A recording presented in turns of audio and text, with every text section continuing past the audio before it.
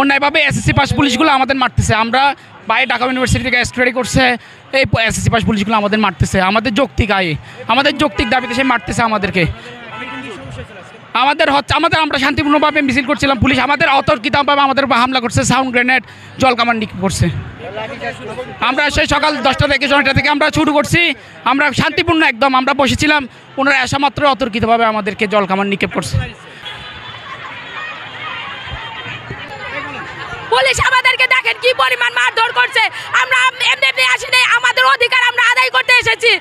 দেখেন আমাদের কি অবস্থা, জল দিয়ে সেদিনও ভিজাই দিচ্ছে, আজকেও জল দিয়ে ভিজাই দিচ্ছে।